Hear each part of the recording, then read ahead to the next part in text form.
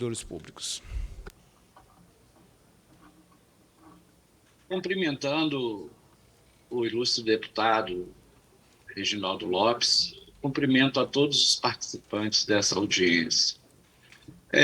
Como bem disse o companheiro Nadir, da FEBRAFISC, os pontos ficam circulando, né, entre os representantes das entidades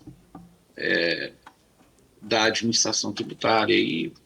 Então, assim, eu só quero ratificar e reforçar alguns pontos e apresentar alguma sugestão no âmbito da reforma tributária como contribuição da administração tributária.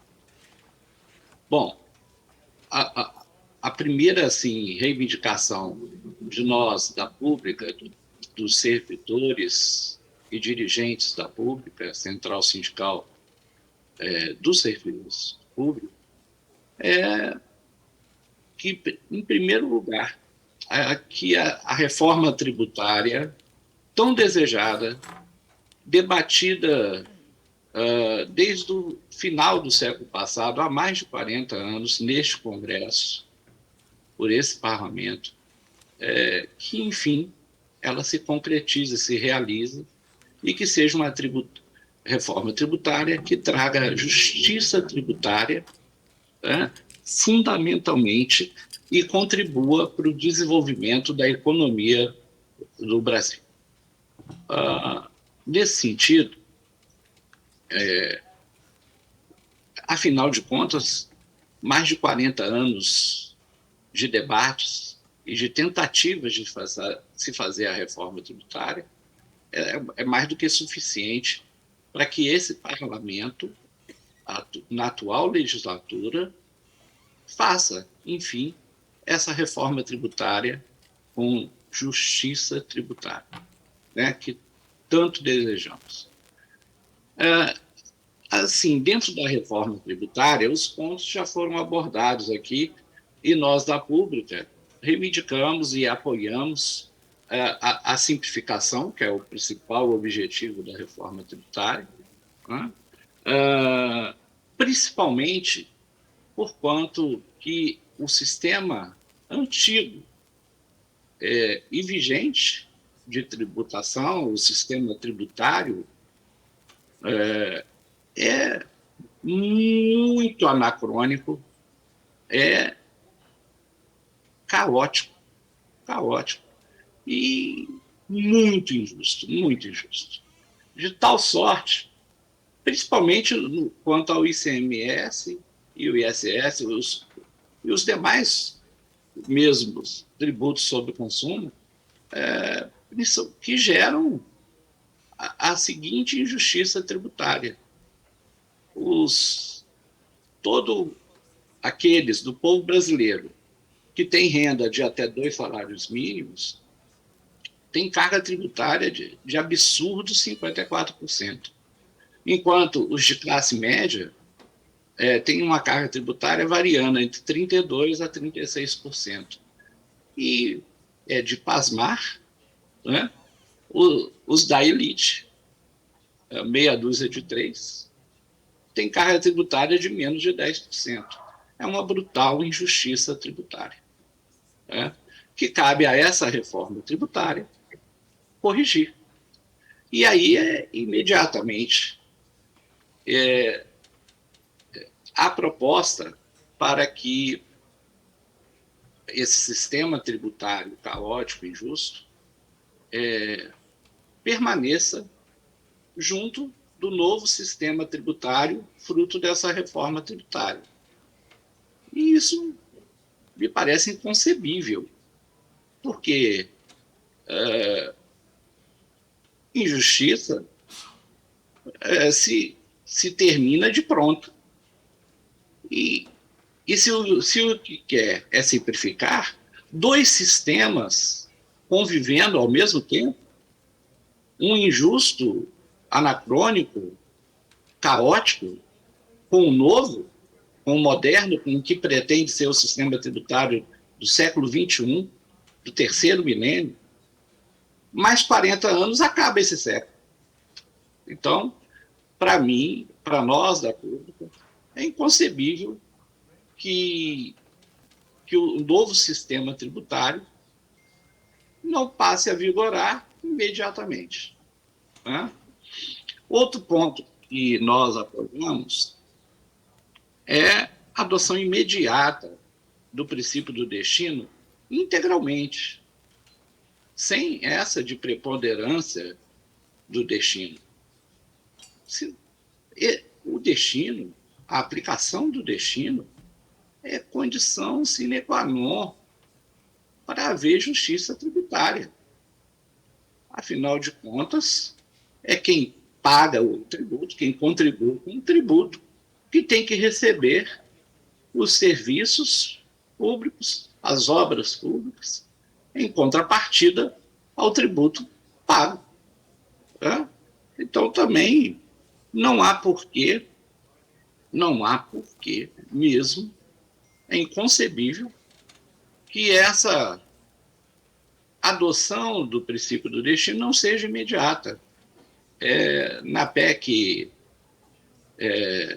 110, há a previsão de 20 anos para a implantação gradual do princípio do destino. E na PEC 45, 6 anos. Qualquer injustiça, não dá para demorar 6 anos para terminar, para pôr fim. Muito menos 20 anos. Né?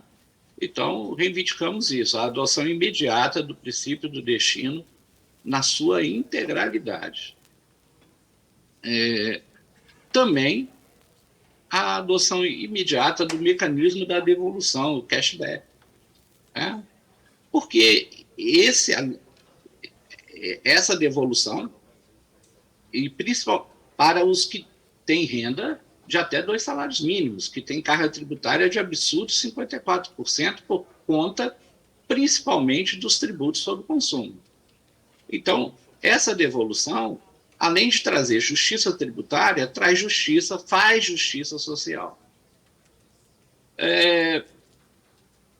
Também reivindicamos a adoção imediata da não cumulatividade.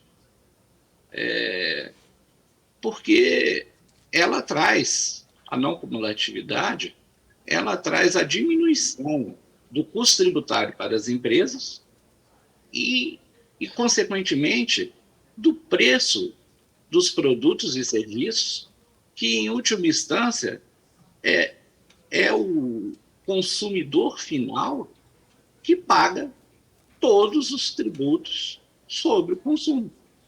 Então, a adoção deve ser imediata, principalmente porque o objetivo do governo eleito pela maioria do povo brasileiro é de diminuir as desigualdades sociais. A gente reivindica ainda a isonomia na carga tributária entre os setores da economia, pois que é inequívoco que a indústria e o comércio têm uma carga tributária maior do que a de serviços e agropecuária. Então, essa isonomia é também justiça tributária e deve ser feita de pronto. E ainda sobre esse tema da isonomia da carga tributária para os setores da economia, o que foi dito aqui, e eu vou repetir, quando todos pagam menos, e acrescento, com isonomia e justiça,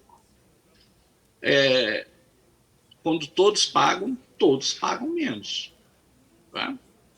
Bom, agora, a principal reivindicação, assim, quanto para nós da administração tributária, é, sem dúvida, que, junto da reforma tributária, seja feita também a reforma da administração tributária, como defendeu antes de mim o Nadir em sua fala. Afinal, se a reforma tributária for feita sem inserir capítulo, disposições sobre a reforma da administração tributária, a gente vai ter uma reforma tributária parcial, incompleta, diria mesmo amputada, né? Porque a casa da tributação é a administração tributária, né? E aí, dentro dessa reforma da administração tributária, nós estamos apresentando duas sugestões que sejam inclusas no capítulo da reforma tributária, nos dispositivos da reforma da administração tributária,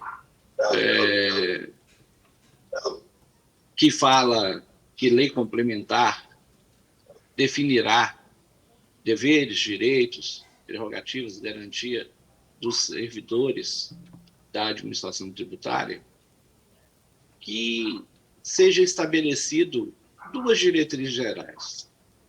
A primeira, que seja estabelecido o cargo único na carreira da administração tributária como diretriz geral para que cada estado, cada administração tributária dos estados, do Distrito Federal, da União, dos municípios, façam a sua lote dentro do novo sistema tributário saído desta reforma tributária,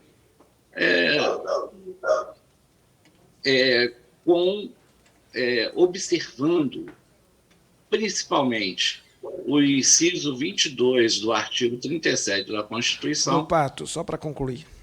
Sim, concluindo. E observando o Código Tributário Nacional, que diz que todo contribuinte tem o direito de conhecer a autoridade tributária, que é una e indivisível. E a outra sugestão, por fim, é de que a diretriz geral seja estabelecida, a diretriz geral da autonomia orçamentária e financeira para a administração tributária dos estados, Distrito Federal, União e municípios, com base no inciso 18 e 22 do artigo 37 e no inciso 4º do artigo 167 da nossa Constituição Federal. Agradecendo a todos e ressaltando a importância histórica desse grupo de trabalho para que, finalmente, depois de 40 anos de debates, tentativas, tenhamos a reforma tributária com justiça tributária, fazendo justiça social e incentivando o desenvolvimento da economia brasileira. Muito obrigado. Obrigado, Volpato, conselheiro da Pública, Central dos Servidores. Quero convidar também pelo Zoom Francisco Mata Machado Tavares, professor da Faculdade de Direito da Universidade Federal de Goiás.